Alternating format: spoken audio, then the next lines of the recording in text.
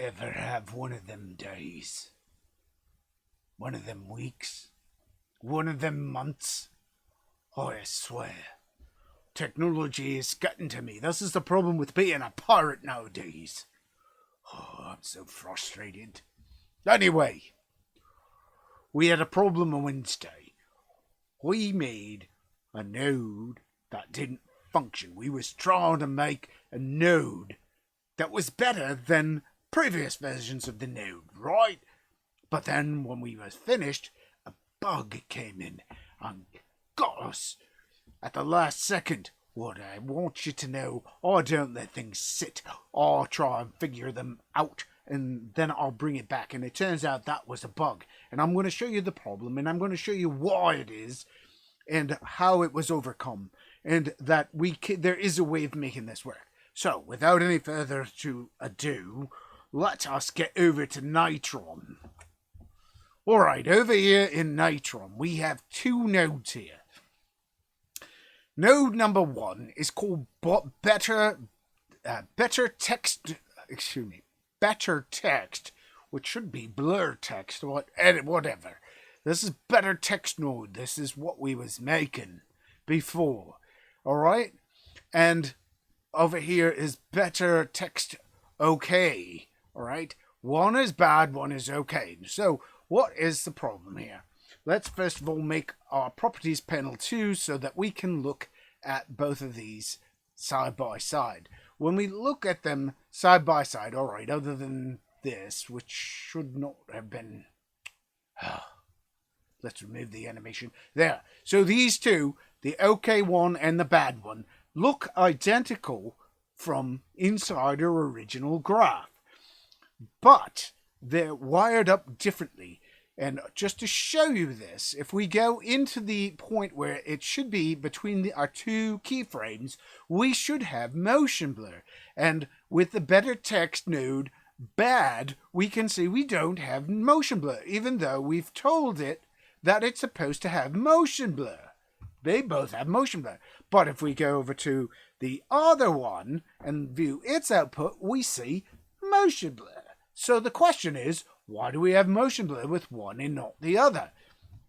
Well, it turns out that these things, and it turns out I need to bring up the right one over here.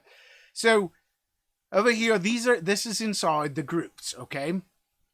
If we open these two groups up, we would see they're basically the same thing inside, except how they're wired up, okay? If I go to the transforms for both of these, all right, and we're going to minimize it so we can look at these directly, all right?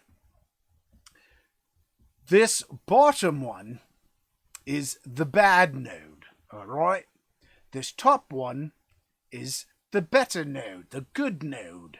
All right, and you'll notice I said bad and okay, and the bad is red and the okay is sort of an orangey, because neither of these are going to do what we ultimately would have needed them to do.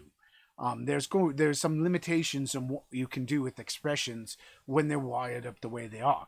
However, that being said, I do want to point out we can make a better text node in some ways. What the difference is, okay. So here's the difference. In better text node bad, we can see these are controlled with expressions. They're soft linked. And for some reason, when you soft link any of the transformation things like translate or rotate, it breaks the motion blur. Don't ask me why, it just does.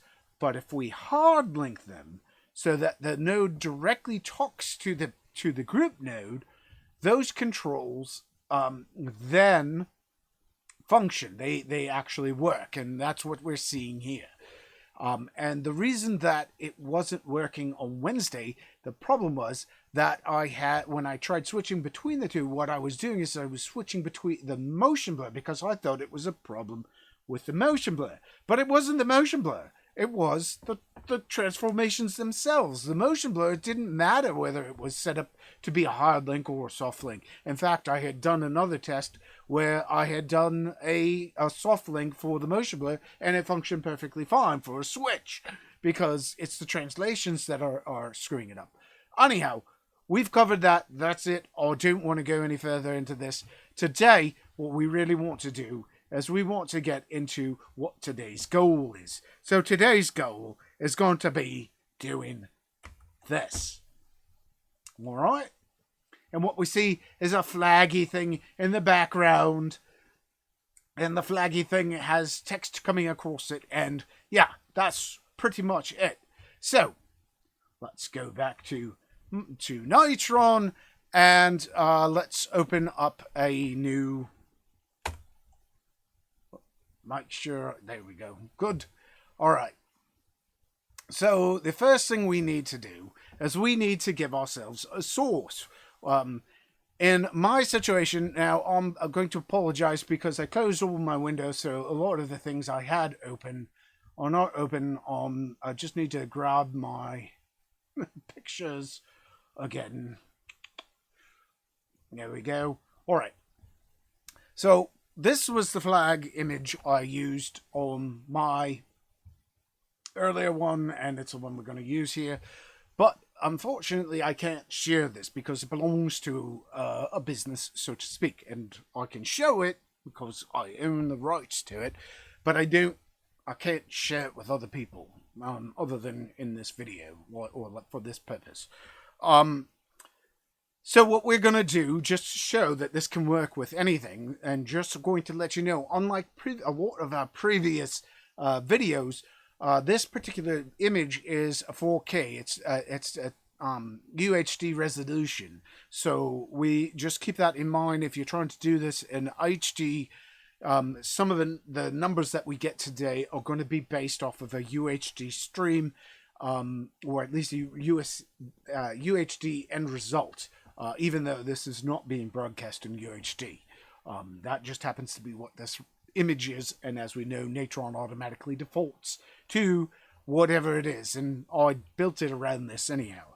So, we're going to, I had earlier, in the earlier one, we're going to actually fix something. I had used color bars as an example to use as a flag, but instead, we're not going to use color bars this time. Because I realized we can actually, this is dependent, the whole look of this is sort of fake. It's designed for something that has a black background, and I realized color wheels actually are much better and much closer to what we have for our final result. It has black around the edge, so it actually will work better than using the color bars for the end result. The end result, it looks good for black, but it doesn't look good if you see the edges of the flag, because it's not really transforming it in 3D. All right, so let's, now that we have that, the next thing we need to do is we need to put this into a shader node. All right, so what we need to do is there is no, to my knowledge, any wavy flag style node built into Natron currently, but there's good news. It isn't that hard to add extra stuff from Shadertoy, as long as it's not something that's copyrighted. Because people do copyright their code. Make sure you don't steal anybody's copyrighted code. That would be bad. Bad Natroners, don't do it. Alright, what we're going to do, first of all, we need to superimpose, we have to run this through a Shadertoy node. So we're going to put a Shadertoy. Shadertoy is a GLSL accelerated node. And that's what we do. Most of the GLSL effects inside of Natron are all done through Shadertoy as little group nodes. They're made into external plugins. And when we pull it up, we see that it really made our flag not look so flag-like. It's really creepy looking. Anyway, we see over here, it says, and we're going to reduce this back down to one node for the time being, or one property at this time. If we flip down this image shader, we get a thing here, and it comes pre-made with a shader in it. Well, we're not going to use this shader. This shader makes this funky shades on our image, and it's not really useful. What we're going to do instead is we're going to use the code that we're going to find here on this website. This is the Shadertoy. Shadertoy has its own website, and this happens to be a demo. If you go to the Shadertoy website and you type in I want a flag, a wavy flag, it comes up with this. And honestly, I think while it's a good principle and there's a lot of good code in this, it's kind of ugly and it's not looking like a wavy flag. So let's go back. And here, so what we want to do is I just took it and I eliminated some of its code, and instead I created this. And this hopefully copies correctly this time, because last time I did this, I'm just going to paste it. You can, again, if you go to Shadertoy and just go and in the Shadertoy search, type in flag waving. That's pretty much the only thing. That's the first thing that came up for me, and it's one of the first, and it's a demo, so it's very simple code.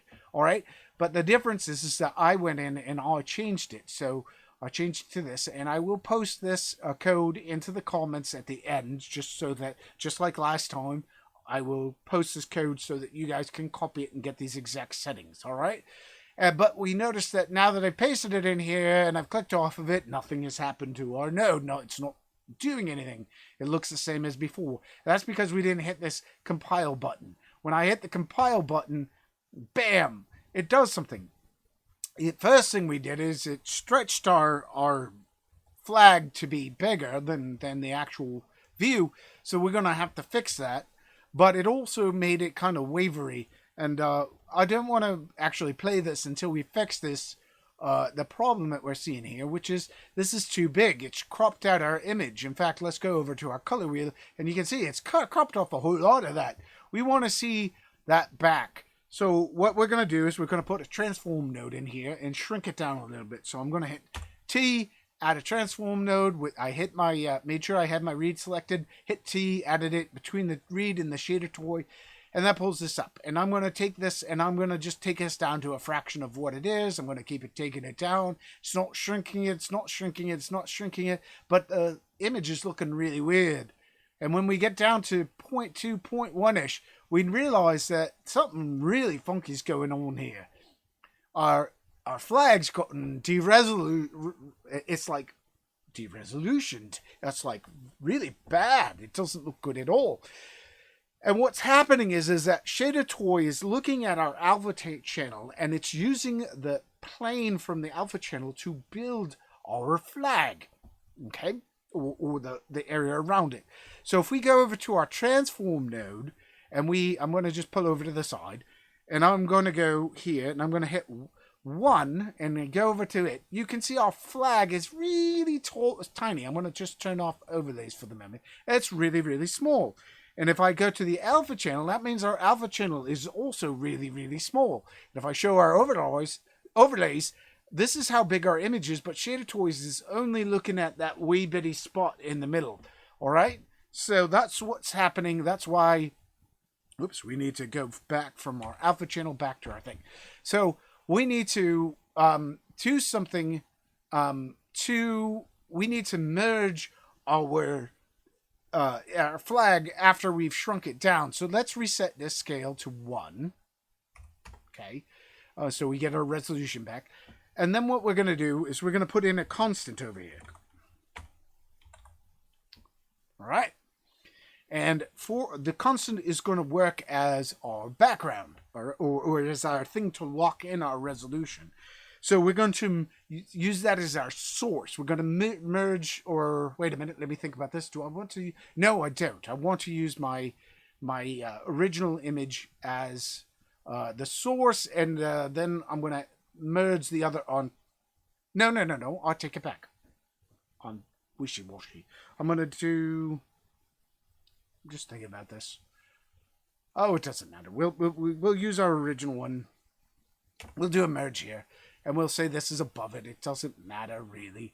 All right. So, but I'm going to switch it so that this has an alpha of, an alpha of 1. Okay. And that makes it so that it's not visible. All right. And then let's just double check the output here. And we're going to also bring the mix this down to 1. I want to at the same time use this constant. It's not only going to hold our shape, but it's also going to darken because this is our background. I'm going to bring this just down to 1 to 0.1, 1/10 of its original value, I think. Oh no, I take it back. I'm going to take it up to 95%. Or 90%, excuse me. 90% of its value. Doesn't matter. It depends on which one's on top of which. Alright, there's one thing I do need to do, or do need to check, which is over here. I want to make sure I'm not actually, am I darkening my alpha? No, I'm not. Good. I want to have a solid alpha. Okay, so here we are. We're back here. So we've shrunk it, or we've darkened it down by one to 1/10 of what it was. So it's covering it with black, or it's seeing through with black. It doesn't matter how we want to look at it, but we're still too big. So if we go back to our transform and we shrink this down now, our scale, we're going to take this down to about I'm going to say 0.75. I did that last time. I just feel it gives me enough black around the edges so that we can work with it. And let's look at what it looks like for you guys in the color wheel. You know what? We might, I might actually bring that down just a smidge. All right, we're going to take it down about 10 pixels or so, or 20. Let's see how far we're down. We're going to take a, 40-ish ought to give us, centers it nicely. And there we go. All right. And just so you know, this is what it looks like it looks a little weird with the circle, but it's waving around. And if we put the flag back in here, we can see it's waving around. We get this nice animated wavy flag-like animation in the background. All right. So there's our cool background animation.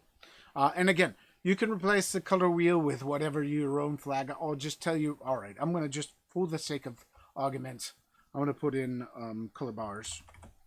Just so you can see what it's actually doing. Where's color bars? Wait, we'll just chuck that in there for 1 second.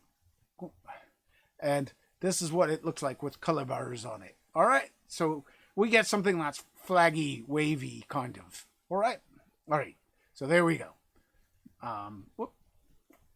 Stop that. Go back to the beginning. So now that we've got that set up, we need to put text over it. We want to have text right across it, something interesting. So we're going to do a merge node below this, obviously, and we're going to make text right like a typewriter because I want this to feel kind of military, kind of formal. You know, I'm in the military or I'm a pirate, so, you know, whatever, similar kind of thing. Sort of. All right. So, what I really want to do is what we did back in Expressions 2. Expressions 2, we built an expression that typed out at a given time what we want. So, I think I'm just, instead of rewriting this code, I'm just going to swipe that code. No, well, it just so happened that over here, I'll have it. Look at that. Here's our project that we had from there. So I'm going to just take this. I'm going to copy it. I'm going to go back to my project here. I'm going to go Control Paste it in, and then I'm going to put that into my A channel. All right. Now, let's see where that is.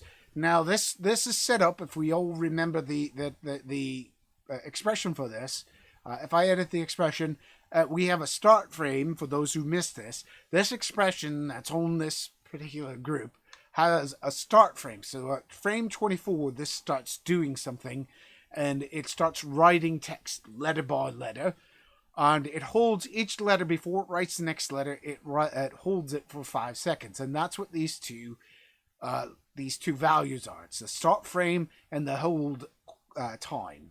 All right. So we're going to just cancel that, and which means we're not seeing anything because we're at frame 1. So I'm going to skip way ahead. We can actually go up here and we can see it's typing it out, but it's not doing it the way I want because I want stars above it and below it. And right now, I don't want this on a single line. Well, this is an expression, so we can't obviously write in text 1, which is why text 1 is our thing to handle. It's what pulls off our effect. But it steals the actual text from text 2, which is our source node. That's where the text is coming from. And we're going to keep it as Natron Nation for our demo here. We're going to just change it so that it's one line instead of 2 lines. All right? So we click off here and it changes it.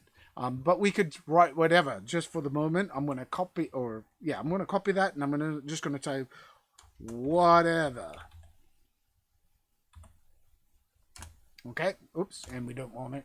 And we click out, and it puts whatever. And as you can see, when we go back to frame 24, it writes out whatever, because it just pulls it from, that's what the expression does. It's really nice that way. Let's put this back to Natron Nation. All right, and there we go. All right. The other thing we want to do is we need to adjust the source or our actual text. And don't do it on the source node. We do this on our text node last time, or the one that you missed, or was doing it in the other one. We want to turn off center interact because there's certain things that don't always work correctly with center interact on, or center interact and transform on. Okay, or transform off, excuse me. Is it transform off? Transform on. It doesn't matter. Anyway, we want to turn off center interact, and instead we're going to make sure that that we want to use word wrap, horizontal align center, and vertical align center are used. All right, and that will keep it all centered just like it is with center interact.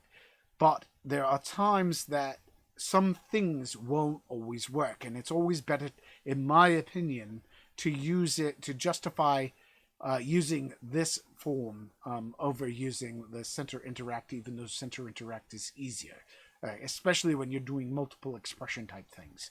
All right, enough said on that. Our font size is 100. We don't want this Arial font. We want to switch it to Courier because I want it to look like a typewriter. Except for the problem is that our text is really thin. It's too thin. I don't like how thin it is. So we can change the weight. We go down here and we switch it to bold, and we can change it to a bold font. But that's easy. And there's something else we can do down the line to affect all of the layers all at once, because I don't want to have to rebuild a lot of this. I want to keep some of this to what it was, what it is, so to speak, so that they're independent. All right. I don't know. I might want to change it so that the stars animate a different way, or look different, or maybe I don't. In this case, I don't. But anyway, that can be. I want to show it because it's another option, and it's also a solution to other things.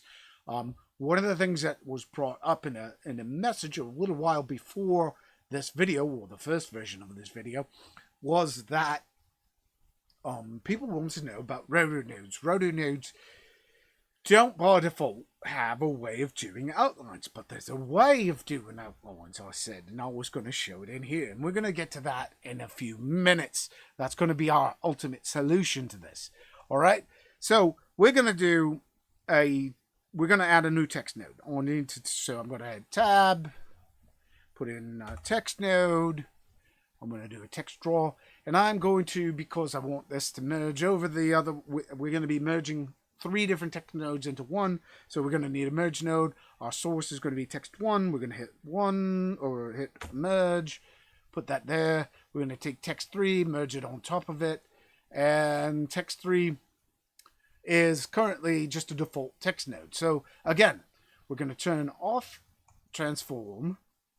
We're going to turn I think I just want to see something here.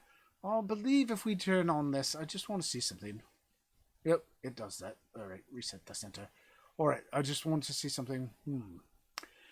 We're just going to switch this over to Word, to center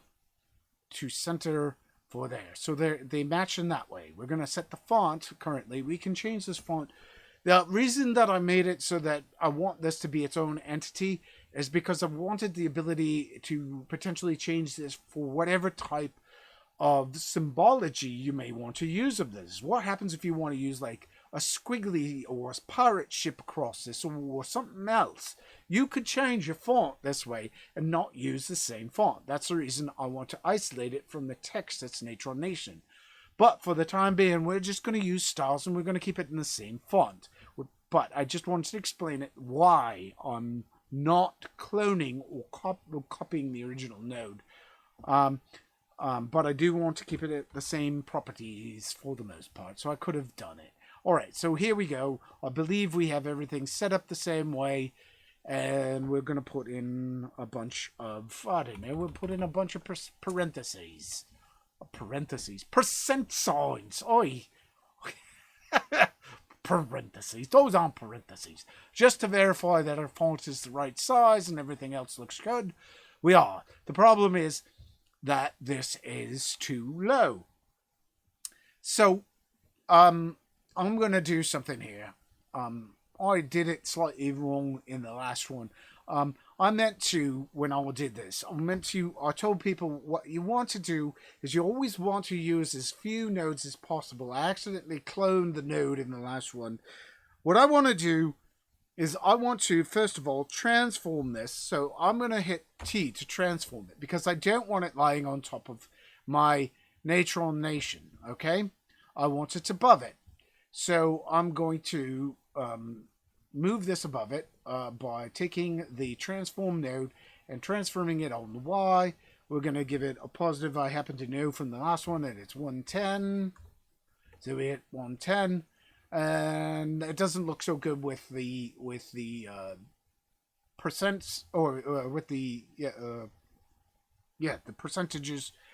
But we're going to be changing this text anyway. We're going to just eliminate this for the time being. What we want this to do is we want to create an expression in here that's going to, for every letter in that writes across, we want this to create a corresponding symbol or whatever it is. So we're going to go over here and we're going to say, we're going to set an expression for this.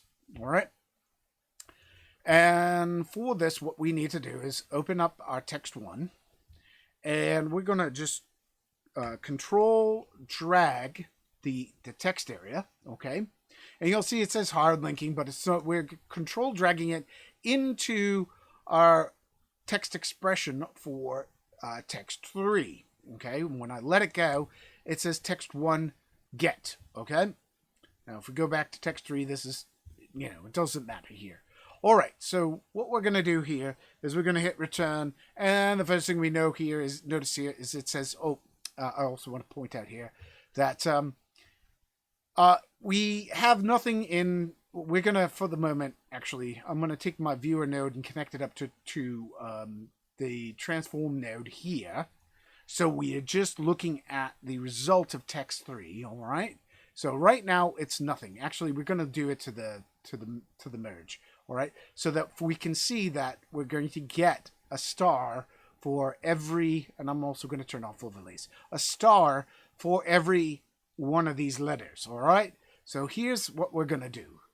We're going to, first of all, I always start this. All right, the first thing we need to do is, of course, enable multi-line so we get rid of this error. As soon as we see this, as soon as we have 2 lines here, it says down here, result, error, unexpected characters, return. That's what /n means. So we want to hit this multi-line.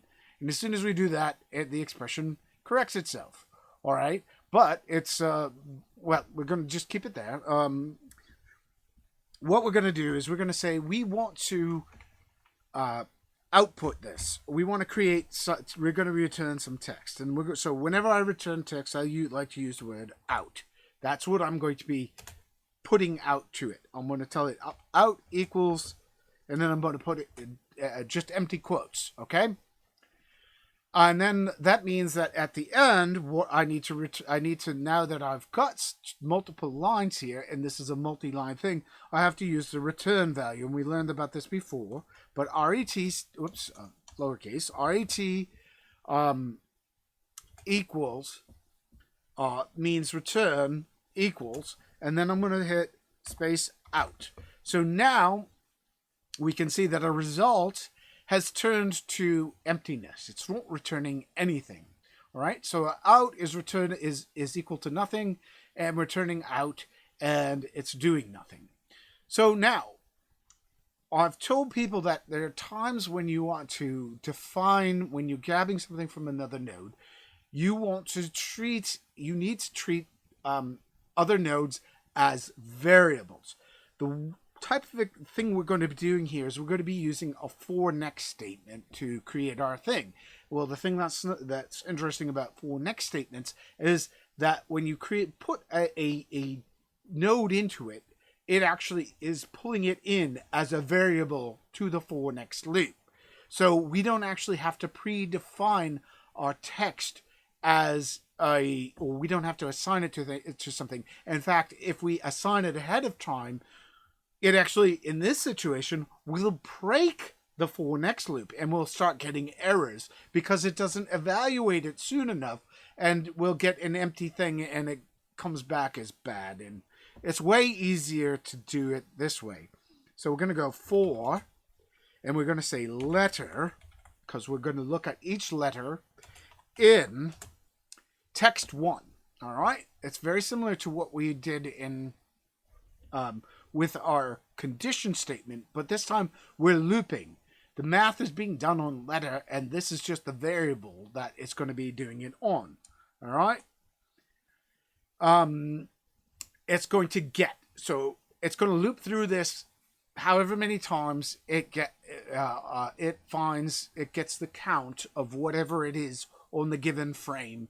It's going to loop, and what's it going to do? Well, what we're going to do, whoops, I didn't want to, don't hit shift return, by the way. Shift return does this, and you'll notice that there's this little space. I don't like it when it does that. That's not good. We want to keep our line numbers next to it. That means it's an actual return value.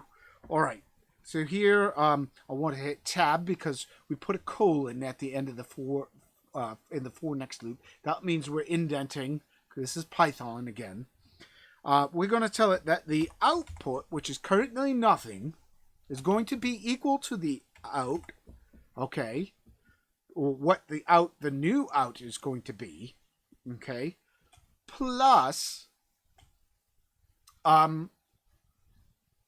the whatever our character that we're going to be replacing with a letter is, okay. So in this case, we're going to use an asterisk, okay? And then I'm going to hit close. But I could do anything. And you can already see in our result, we get a whole slew of asterisks. In fact, we get an asterisk for every one of the letters in our thing. So it doesn't matter what we write in our source node for our Natron, where Natron Nation is written. This is going to mimic it with asterisks, and I'll actually demonstrate this. I didn't do it the last time, but I'm going to demonstrate this on this one. So we have it here, but I don't have to do just asterisks. I could do, I could do those percent signs. There's my percentages, or I could do a dash. This is what I'm saying. I could replace it, and if I'm using a dingbat font, as they call it, which are all the really fancy shapes like a pirate ship, or smiley faces or whatever, I want to be able to replace it with whatever. But you of course have to know what the Dimbat actual character is on your keyboard that represents it.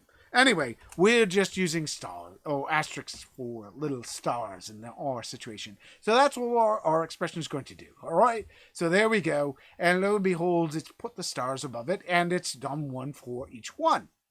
And you can see as we scroll back and forth through our animation, it puts a star on top. And if we change this so that we can say, says pirate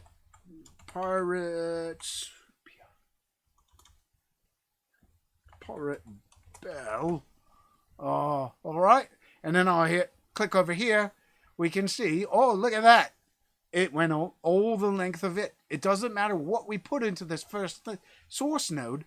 It's going to work off of that. We're going to be able to use that to drive this other thing. So we're using two expressions in two different statements that are dependent on one another. That's pretty neat.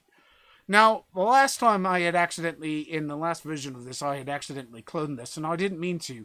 I talk about using things. One of the things that's nice is we've already made the statement. We don't need to rebuild this stars. We can just duplicate our transform node to reposition the stars the way we want.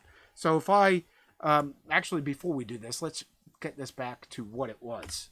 Okay, Natron Nation. We're going to sit here. We're going to hit Alt and K. That's a clone. That's going to create a clone of this transform because that's what I've got selected. I'll hit clone to transform. It creates a clone of it. Now I need to connect its source up to that text 3. And then I'm going to connect it to the merge node as into the input A2. Okay. So above input number 2. Unfortunately, when the because it comes out the side, it's currently overlapping our B input. So I got to just move this up until I can get access to it. Oh, I missed it. Grab hold of that and bring it down. So I've got A2 connecting it up, and it doesn't look any different than our transform node. Why? Well, it's pretty simple, actually. The reason is because it's a complete clone. Well, I wanted to clone everything about that transform just in case I decide to reposition certain things or change some aspect of it, like the scale. For example, if I change the scale of it, well, let's first move it. Let's fix the one thing we want to do. The only thing I want to do currently is unlink the Y position. So I'm going to right click on that particular thing in our clone, and I'm going to unlink it. All right, which makes it editable. And I'm going to change that from 110 to negative 110, which I happen to already know is not going to look good.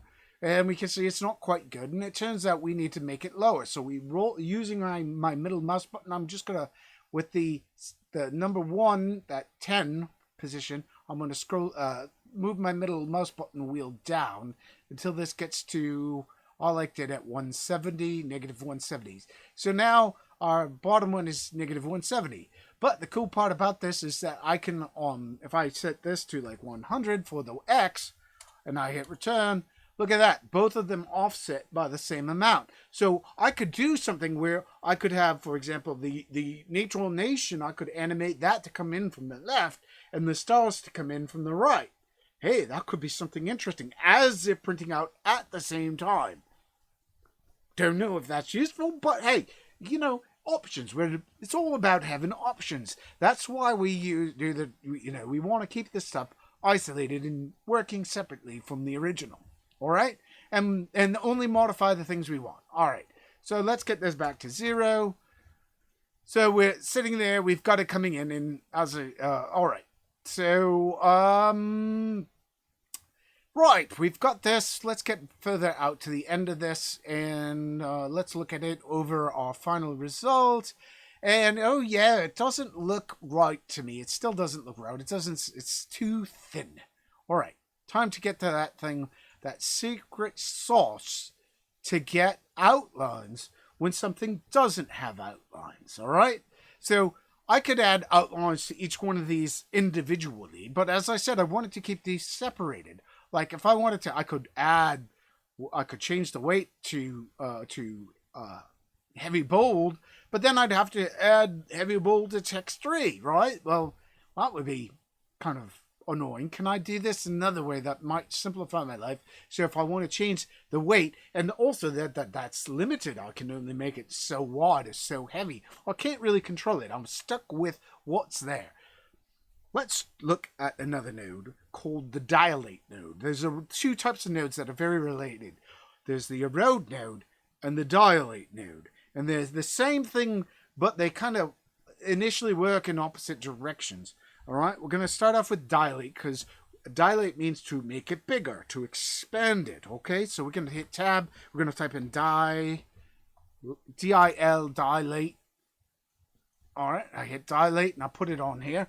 And we can see we get this thing, and it says size, and we double click on that click on that to turn it so that it's uniform, and we're gonna make this bigger and bigger. And when we get to about I want to say 4, it makes it so that it's big enough so that we can actually see it. And good, this time it's not glitching out. It was glitching out last time. So this looks pretty good. It doesn't look terrible, but it looks a little funny. It doesn't look like a nice rounded, especially if we look at this O here. Let's try and get this to 200%. All right, this works. Last time it was glitching on me for some reason. You'll notice that here, it's not, might not be that noticeable yet, but if we bring this up to a really heavy amount, we can start seeing that the inside of the O is looking like a triangle, and the outside of the O isn't looking round, and it's not appealing. And that's because, and honestly, the default erode and the default dilate nodes do this. It's not. It's just how they work. They work on the pixels, and they sort of figure out a direction and work off of that and create the new information from that. But there's a neat node inside of Natron called erode smooth. Now, there's not a dilate smooth, and we don't need it because, as I said before, erode and dilate are actually one and the same. It's just one's working in the opposite direction. So we hit tab here, and we type in ERODE, and we see the first thing we have erode down here, but above it is erode smooth. Well, what erode smooth does is it has this extra little attribute in it. We're going to just put this in here. And it's called this, it's this exponent, all right? And as I increase the size of my dilate, you can see that it starts dilating in, and it looks weird, and it's eroding inwards, and it's leaving this black line in here. And the reason it's leaving the black line is because the reason we see black around this is because by default, the erode smooth does not have this alpha box checked. As soon as I check that, you'll notice that this got a whole lot smoother. It looks a lot better. All right, that's great. All right, so obviously going in a positive direction with the size is not what we want to do. We want to take it in a negative direction. So let's go negative, and we start going, and we get up to 4, and at around 4, 5, we get something that looks pretty good, except that it looks a lot like what we had before. Well, this is where this one gets kind of neat. This has this exponent, which is a smoothing factor. It smooths it out. Now, it's not perfect, but what it does is it's kind of like an anti-aliasing or a blur on it. And you can see as we pull it up or down, in this case, because we're going in negative, we start softening the edges out, and we wind up with, at -5, with an exponent of 2, we wind up with something nice. I like it at 1. I find that it's really pleasing to me. I just like soft edges on fonts. It might be a bit too soft for other people. You could always, bring it up to 2 or 3, and then bring down the font size. Bring up, I should say, the font size just a little bit. Make it harder if you want. Whatever. There's adjust to personal preference. We've had that discussion before. I like it with -1 and 1 for the exponent and -5 for the size. All right. And then when we go back here, we hit F, and oh yes, and this was the other thing I wanted to point out about this. The nice thing about this is because the erode smooth is a separate entity, we can also take this and we can use this as its own source that we can drive into something and colorize it. So if we use this, this also works with things that can't do outlines by themselves. We could use this, for example, which we'll just draw something that doesn't have. I don't want to draw. I don't want to draw anything at this point. If we made a circle with a roto node, we could pipe that circle into the erode node. Then I could use the erode node to erode it to expand, or erode smooth, or dilate mode, or whatever, one of those, expand it out, and then change the colors as I want, and then composite them back on top of one another with different colors, and lo and behold, I can use the erode node or the dilate node as an outline. The big difference is that when you start getting into doing that type of thing, one of the problems you run into is with if you're doing it with roto nodes, you're going to have to break apart pieces that you want to have outlines around into separate roto nodes and move them around, kind of like we were doing with when we were working on smart nodes, which we're not gonna do anymore for the time being. You'd have to break them apart and combine them and move them into standardized. You'd have to combine them and then do transformations, and we'll get into doing that type of stuff later.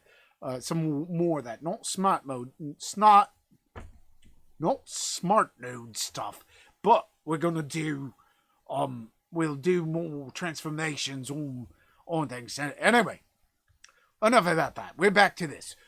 Right now we have a completely functional thing. Let's make sure it works. We're doing. Oh, we've run a little long. All right. I want to make sure we get to see this. And watch the actual output of this. And you can see. And I want, if you guys have a question, please ask it while this is rendering. I'm gonna look. I see we have audio this time. What you don't know is I had gotten this. I had looked into ways of improving on this to speed it up and make it more efficient. And I had found this piece of software I was using in conjunction with OBS, and it was working great. Had all these fancy effects going on. I was having a grand old time. And then I went to set up for this live stream today, and an hour before, or I should say the last one, and an hour before, I fixed it, or I went to launch the program that does it, and it wouldn't work anymore. It just started throwing a memory error. I was like, oh, I don't understand. I've got plenty of memory. All right, that's just good enough. So we can see, there we go, Natron Nation with the flaggy in the background, and we could switch it again to use our wheel in the background, or we could switch it to use our thing in the background, just to give you guys, because I did say we'd look at it like that, so you can see it doesn't matter what you use. Just remember, keep it UHD resolution, and I think that's going to call it. That's going to be enough for today. So, right, I wanted to say, have a great day, and keep on nitroning.